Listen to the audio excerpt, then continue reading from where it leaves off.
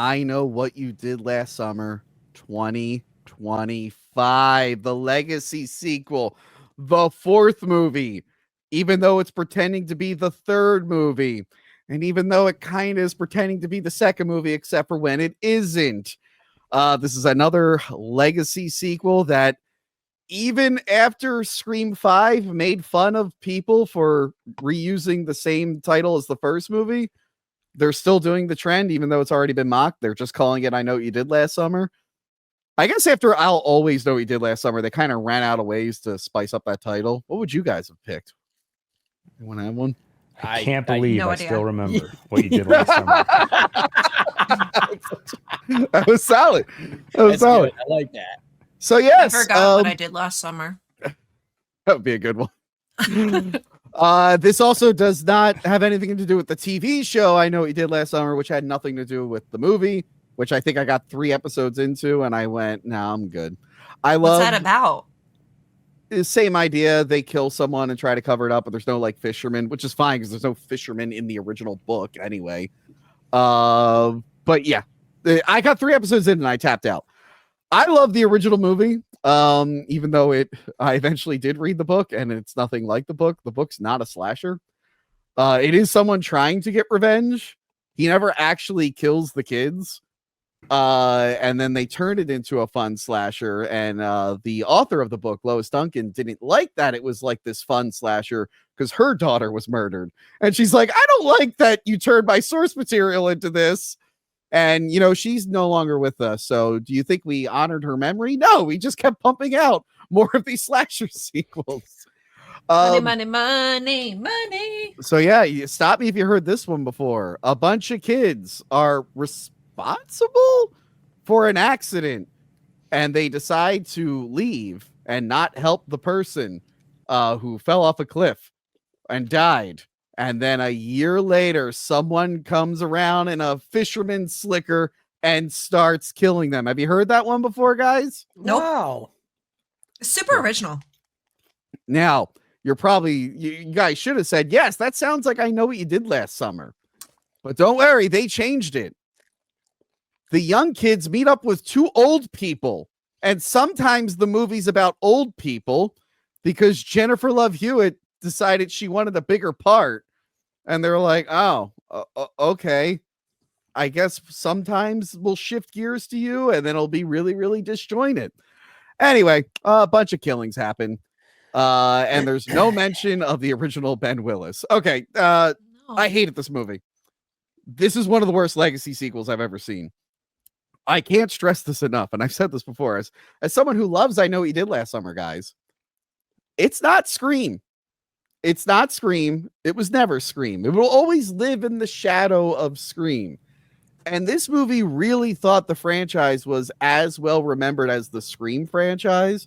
So they're dropping in like all these little references and stuff that people like me should appreciate. I saw the name of Freddie Prinze Jr.'s boat in his bar from the first movie, but I didn't appreciate it because I don't really care that much. And if I'm a fan who doesn't care, I assume people who aren't fans really don't care about the original. Most people just remember her going, "What are you waiting for?" with her cleavage out. No one really remembers the actual film. This was terrible. I hated it. The setup made no sense. The kids could have just called the cops and they would have been fine. I don't know where to begin here. Joey, what did you think? First of all, I hate the fact that it's a legacy sequel with the same name. It's like Call of Duty Modern Warfare. Which one? This is a fucking snooze fest. And yes, dude, I think the thing that kills me the most is like Ava and all her friends are so fucking boring and like unremarkable. Yeah. And they're a bunch of rich assholes. I hate movies about rich people. Unless I'm one, of course. I can't believe you can remember their names. Like, I literally can't remember their names. I'm actually going to look it up now. Danica, I think, was the one that loses, like, the love of her life. And then she goes back to her ex. And then the ex gets killed. And then the other friend, and she's just, like, totally fucking unfazed. Oh, I didn't know who the main character was, by the way. I thought it was, where is it? Hold on. I thought it was green dress girl, but instead it was like nice boobs, white dress girl, and that kind of threw me off. It's just so confusing, right? I know what the green dress girl was. No, they kind of make it seem like she's the main character, but not really. I just assume it was all of them. Yeah. Was it scary at all, Joey? No, it wasn't scary necessarily. I will say, like, I have the critical thinking skills of a 4-year-old. So, like, I did think the plot twist was, like, a bit unexpected. Like, I could see that they could go that route, but didn't think they actually would. It was just so fucking stupid when it all played out, I guess. And I was upset with myself. Yeah. So I bullied myself at the end of it because I was like, why the fuck didn't I know that was going to fucking happen? And then I just felt worse about myself in the end. By the way, me and Joey C were kind of seeing it at the same time. I got to the theater earlier and I texted him midway through and I think it was like, I know what he did last summer fucking sucks. And I think you texted me, you're like, I'm in it right now. And Gil, what did you think of I Know What You Did Last Summer? Yeah, it was bad. It was really bad. I thought, to me, the funniest thing was, okay, we accidentally killed someone and we ran away. So what do? Wait a minute. I think I know someone who's been through this before. Like, what advice are you hoping that they can offer you? And the advice she offers is like, okay, here's what you got to do. They're trying to kill you. You should prevent them from killing you. Well, I don't even know who it is. That's where you start. Figure out who it is. And thereby then you can stop them from murdering you. And it's like, thank you. It made no sense. By the way, so everyone knows about Julie James because in the first movie they cover it up. Remember the cops like, do you know why this guy would want to kill you? And they go, no. And the second time it was in the Bahamas, and I still think it was covered up. So did they eventually be like, oh yeah, so that guy, the serial killer, we actually did run him over and all this stuff. And it's just like, oh. And that's what I assume. Like, what's the motivation behind it? They have to explain why they can't just Google it. So they're like, it was all wiped off the internet. So we have to go and actually talk to them. Which, if you haven't seen the movie, you might say, like, why are you nitpicking? Like, it's obviously a stupid, silly sequel, but they don't present it that way. Like, I think in the last 10 minutes or so, once the stupid twist happens, they've really stopped taking themselves seriously. Yeah. But otherwise, there's like a little attempt at a clever one-liner here and there, but it's not like Scream, where it's like satirical or it's trying to be funny consistently. Well, I Know What You Did Last Summer was never Scream, despite how hard I tried. Crystal, as someone who went to the big premiere, what did you think? I hated it. I honestly, until we started talking about this just now, I could not remember what happened until I'm seeing the photos again. I'm like, oh yeah. Most of the people there, a lot of the people never saw the first one or the second or the third. A lot of them didn't even know there was a second or a third. The third one, I knew that they were going to ignore the third one, where it turns out the fisherman became a zombie. So apparently, no, I'm not lying. Is that true?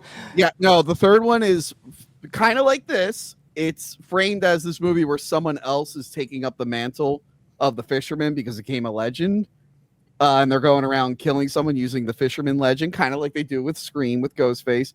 But at the end, the twist is that the killer is the ghost of Ben Willis. And now he's a vengeful spirit that tries to kill anyone who tries to cover up a murder. And what a specific vengeful spirit. I'm going to wait by the side of the road. One of these days, some dumb kids are going to hit somebody and think they can get away with it. Yeah, I'll be there to stop them. So he's a zombie. Did I not include it in the slides? Did I? Oh, okay. Did I not? No, I didn't. Shit.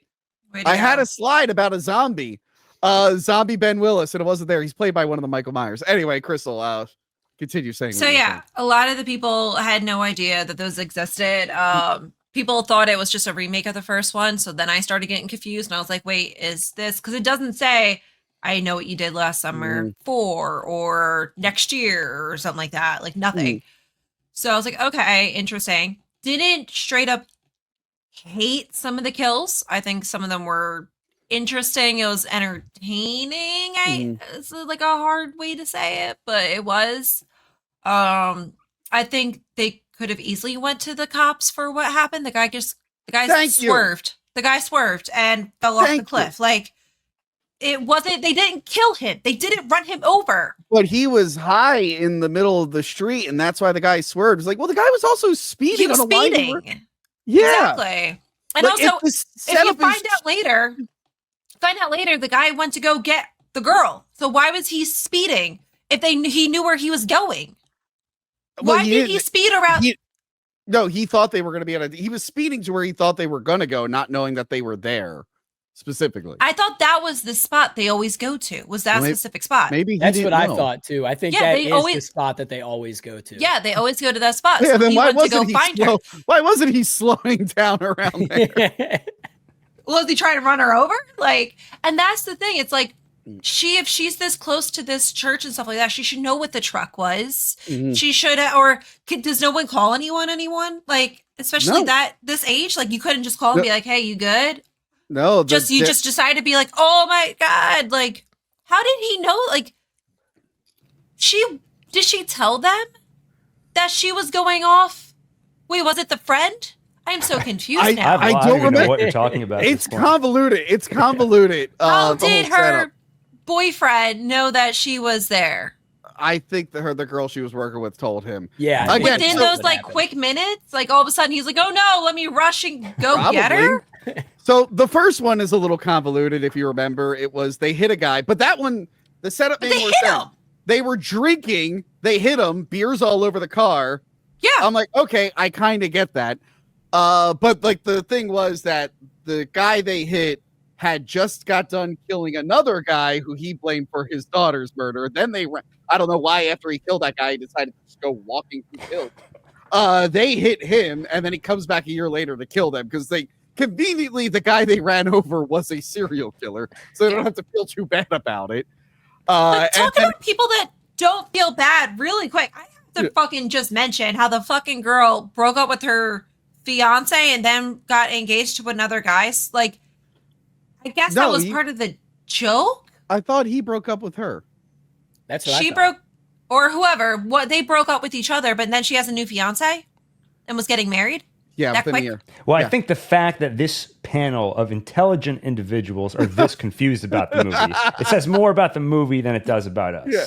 Here's what's really confused, guys. Well, again, they keep saying 1997. No one ever mentions this family because it was the guy in the first one, and then his son joins in on the second one, and no one ever goes like Scream went back to Billy Loomis's family, and it's like, oh, did Ben Willis have any other relatives? No. But speaking of the son, the movie, midway through, I'm like, oh, so we're just pretending 2 didn't happen because it's constantly 1997, 30 years ago, 1997. This happened 1997. It's like that time in 1997. And I'm like, why aren't they mentioning the second time it happened? Well, they do it, don't they, at the end? Oh, okay, no. So in the middle, the guy goes, why don't we just go to the Bahamas? And Freddie Prinze Jr. goes, for reasons I don't want to get into, that's a bad idea. And I wanted to be like, how about you do get into those reasons? Yeah. What happened in the Bahamas? Well, also, you're freely discussing what happened in 97. How is 98 worse? Yeah. Mm-hmm. And then the very, very end of the movie, which again has been ignoring part 2, Brandy shows up, who was Jennifer Love Hewitt's roommate in the second movie. And then she goes, oh, people are always trying to kill that lady. I'm like, it only ever happened twice. And the third time she just stumbled into it. They weren't even after her. And then she's like, oh, someone else wants to kill us now. And Brandy's like, who we fucking up this time? Like, Brandy, you didn't fuck up anyone in the second movie. No. You were one of the victims. And it only ever happened to you once in college. And it doesn't seem like you guys stayed in touch. Why are you ready to start fighting evil fishermen? How did you even know where she lived? Like, she just showed up at her door one day. Just like, hey, like, you don't call? You don't, hey, how you doing? Are you busy right now? It was an excuse to have another cameo. And guys, can we talk about a cameo? Sarah Michelle Gellar as the de-aged Dream Dome. Oh my God. Fuck that shit. That was so dumb. I liked it. I liked that scene. Gil, get the fuck out of here. Yeah, go. Because I figured Gil just went through a tunnel. This movie should not be taking itself seriously. It should just cut loose and have fun because it's a totally ridiculous premise. Like 22 do it for the whole movie. That's do what it I'm for saying. the whole movie. That's what I'm saying. I felt like at Yes. that moment, I looked through the curtain at a better version of this movie. Yeah. But I agree, in the context of this movie, it was really dumb. But it's a really dumb movie. And I feel like they added it in. They must have. Well, Freddie Prinze Jr. is married to her. I guess they tried to figure out a way to work her in. They came up with this because, like, you see some Helen Shiver stuff. By the way, it is a legend. They mentioned bloodydisgusting.com. That was pretty cool to hear. Yeah. As someone who's early, I guess I mentioned in the Rob Zombie episode, like my early teen years were on Bloody Disgusting for saying slurs and shit. Now they're showing up in movies. Shit, where was I going with that? Hold on. Oh, yeah. Oh no. I just He's blanked. trailed off. So can we talk about the girl though being the killer? Wait, not Killer? yet. I Hold thought on, we were hold on. Okay. So they got it's a big legend. Everyone knows Helen Shiver dies. For some reason, she's a celebrity because she was the Croaker Queen who died. And then they have one line where the girl goes, I was also Croaker Queen. So because of that justification, they were like, all right, she can now have a dream of meeting Sarah Michelle Gellar, even though she has no idea how she acted, what she talked like, or anything. And it's just justify that. It's the most it was the dumbest way to get horrible. Not since Han Solo and Rise of Skywalker have I seen a more pointless, confusing cameo ever. And I literally, that's the point where I went, oh, fuck off. What is this? But it's not Happy Gilmore dumb cameos, which we'll get to. We're skipping ahead. We're treading lightly there. But we're talking cameos, dumb cameos. If you feel guilty about killing someone, why would a previous victim of a similar killer be the face of that guilt? Like, you think it'd be the person you killed who's like, how dare you? I don't know. That's a good point.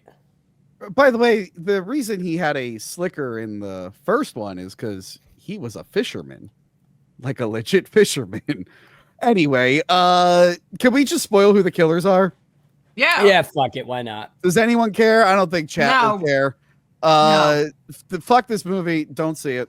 The killers are recovering drug addict lady who, it turns out, the guy who died was speeding to find her. She didn't recognize the car because he had stolen a preacher's car to go find her because he thought that she was going to be on drugs again. And because her life got ruined, Freddie Prinze Jr. from the first two movies decides he's going to help her get revenge, and he's going to be the killer now. So this is them going, you know what? We'll do what Scream doesn't have the balls to do. Because they kept teasing, like, what if Gail became the killer? What if Sydney became the killer? And they joke about it in Scream 6. The killer's like, hey, Gail, why didn't you ever become a killer? The other two were well-liked, but you would be perfect. So I know what he did last summer was like, you know what? We're going to be the ones to finally try it. And now that we've seen the hero from the previous entries become the killer, I'm here to tell you, it's fucking stupid. Yep. It's stupid and nonsensical, and I didn't believe it at all. Especially also, go ahead. Gil, go ahead. All right, I'm going. Yeah, the relationship between them. It's Yeah. like he's her boss. Yeah. And it's like they keep saying But that. she's like a daughter because he grew up with her father or something. Yeah, it's just weird. It's like, why not just have her be his daughter? I guess if she's his daughter, it's too obvious, but it just... If you're trying to think of the sort of relationship that would lead to somebody messing up your life or inconveniencing you in some ways enough for me to go out and start committing murders after I was on the receiving end of that as a kid, I feel like it just doesn't land when it's like, it's her boss. Yeah. I mean, and Freddie Prinze Jr.'s reasonings of like, this town forgot about everything that happened, so I'm going to make sure they never forget about it again is fucking bullshit. It's so like, stupid. Why do you do it now? You wipe it off, you do it now? Were you literally waiting for someone to accidentally murder someone else to take revenge? Remember, by the way, the first movie, he felt the most guilty. He went to the funeral of the guy and made up a fake name and met Anne Heche and stuff. And the second movie, when he knows the killer is alive and he survives, he escapes the hospital and drives a little boat all the way to the Bahamas. Doesn't really make a lot of sense, but he goes really far out of his way to save her. And in this one, he's like, fuck you, Jennifer Love Hewitt. I'm a bad guy now. And by the way, so the twist, there was a moment where I was really struggling to see who was the bad guy. And then I kind of caught on. I'm like, that girl hasn't had any scenes with the killer yet. And did you think urban legend? Did you think how the fuck did she do all those murders? Because no way she is stronger than those guys. Look, if I got to do that, Crystal, I got to make fun of all the Scream movies, really. But the Scream is good. This is not. Fuck this. No. So yeah, I kind of called it was her. And then when Freddie Prinze Jr. came on the boat, I'm like, oh, he's in on it, especially when he shoots her. And I'm like, oh, he's in on it. So yeah, it ends up with him trying to kill the surviving girl and Jennifer Love Hewitt, and then they kill him. And then they say that the killer survived, but they don't show it. And then they show that her friend survived after being thrown off the boat. That was so random that she just survived. Okay. And I'm glad we're doing this right before Boys Month. Real man hating this movie. Yeah. Jennifer Love Hewitt drinks a mug that says like patriarchy tears, and I'm like, what the fuck? Yeah, I don't do that forced bullshit. But then at the end, you've been living in Florida for too long. You've been living too close to Hulk Hogan. Too long. I hate men for specific reasons. Okay, I don't just hate men just to hate men. Like, okay, and I was a little confused here because it ends with the girls going, you know, if men just went to therapy, this could have all been avoided. And I'm like, the other bitch having problems. She's the whole reason. And I'm like, the one killer was a woman. And then I'm like, wait, do they mean him who started it all? I'm like, you guys haven't even said his name the whole movie. You just said that he was a killer. You don't bring up anything about him. I guess technically if he went to therapy after his daughter died instead of going around killing people and then getting mad he got hit by a car, yeah, maybe this could have been avoided, but I don't think that. I think they mean Freddie Prinze Jr. I'm like, that doesn't make sense because the other kid was a woman.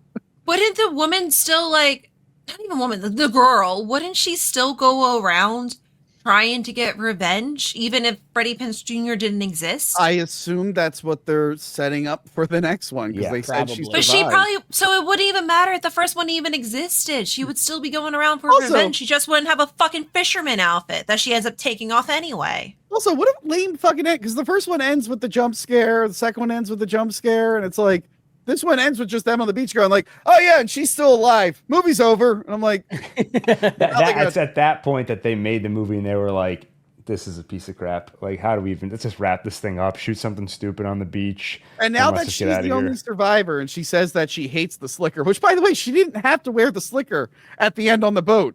He wore the slicker when he was out in public and didn't want to be seen. Once he had him on the boat, he didn't wear it. And she's just like, I'm wearing it, but now I'm going to take it off and say I hate wearing it. I'm like, all right, so you're not going to wear it in the sequels? Well, that'll hurt the branding. That'd be fucking heavy as hell for her. Because she was like, the thing is, she's tiny, like skinny, tiny. Yeah. And now, do we just have tons of slicker outfits with hooks around for them both to wear? Are they sharing it? Yes, because that was like a thing in the first movie during the parade scene, and it's like, wow, everyone's wearing that same hat today.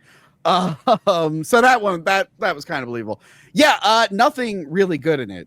This couple of girls are cute. Nothing really, really good in this at all. Look, Jennifer Love Hewitt was like my first crush. I watched I Know We Did Last Summer a lot. I think I have a magazine with her over there. She's not Sidney Prescott. As much as I love that original movie and I love Jennifer Love Hewitt and that character, they're not Sidney. And this movie really wanted them to be Sidney. And I'm like, no, Sidney can have lines like, you know, what are we fucking up this time? Because she went through it like 5 times. Like, this is just twice in the 90s, and that was it. It's a disaster. It's a disaster, and you should all skip it. And if you saw it early and took a bunch of pictures, you should have warned everyone. Crystal. Anyway. I didn't want to ruin this review, okay? Yeah. I didn't want to give my thoughts until I told everyone it sucked during this. Okay. That's all. By the way, we hated that so much we went really long on that one. Yeah, that was the longest we've ever talked about a movie ever. That's how, dude, I was not expecting to hate it that much. I walked out of that being like, fuck that movie. Anyway, next up. I did tell you it sucked. I guess so. I think. Next I just want you to suffer. Next up. Talk about movies that suck. God damn it. I'm trying to set it up. This was editing the whole Dark Knight episode, by the way. Her and Frank not shutting up when I'm trying to get to the next point. It's my own personal. To just start our own show and say "fuck you, Tony."